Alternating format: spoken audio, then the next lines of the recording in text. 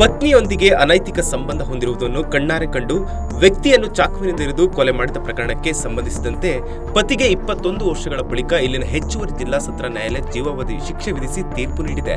ಜೀವಾವಧಿ ಶಿಕ್ಷೆಗೆ ಒಳಗಾದ ವ್ಯಕ್ತಿಯನ್ನು ಕನಕಗಿರಿ ತಾಲೂಕಿನ ಬೈಲಂಕಪುರದ ಪರಶುರಾಮ್ ಅಲಿಯಾಸ್ ರಾಮಣ್ಣ ಎಂದು ಗುರುತಿಸಲಾಗಿದೆ. 2004ರಲ್ಲಿ ಈ ಘಟನೆ ನಡೆದಿದ್ದು, ಬಳಿಕ ಆರೋಪಿಯು ಸುದೀರ್ಘ 21 ವರ್ಷಗಳ ಕಾಲ ಬೆಂಗಳೂರಿನಲ್ಲಿ ತಲೆಮರೆಸಿಕೊಂಡಿದ್ದ. ಪರಶುರಾಮನ ವಿರುದ್ಧ ಪತ್ನಿಯೇ ಕನಕಗಿರಿ ಪೊಲೀಸ್ ಠಾಣೆಯಲ್ಲಿ ದೂರು ದಾಖಲಿಸಿದ್ರು. ಪ್ರಕರಣ ದಾಖಲಾಗುತ್ತಿದ್ದಂತೆ 2004ರ ಜನವರಿ 15ರಂದು ಪರಶುರಾಮ ಪರಾರಿಯಾಗಿದ್ದ.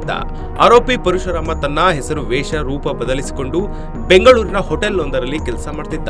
ಈ ಬಗ್ಗೆ ಮಾಹಿತಿ ಕಲೆ ಹಾಕಿದ ಪೊಲೀಸರು 2025ರಲ್ಲಿ ಬಂಧಿಸಿ ಕರೆತಂದು ನ್ಯಾಯಾಂಗ ಬಂಧನಕ್ಕೆ ಒಪ್ಪಿಸಿದ್ದರು. ಅಂತಿಮ ವಿಚಾರಣೆ ನಡೆಸಿದ ಹೆಚ್ಚುವರಿ ಜಿಲ್ಲಾ ನ್ಯಾಯಾಧೀಶರಾದ ಸದಾನಂದ ನಾಗಪ್ಪ ನಾಯಕ್ ಆರೋಪಿಗೆ ಜೀವಾವಧಿ ಶಿಕ್ಷೆ ಹಾಗೂ 35,000 ರೂಪಾಯಿ ದಂಡ ವಿಧಿಸಿ ತೀರ್ಪು ಪ್ರಕಟಿಸಿದ್ದಾರೆ.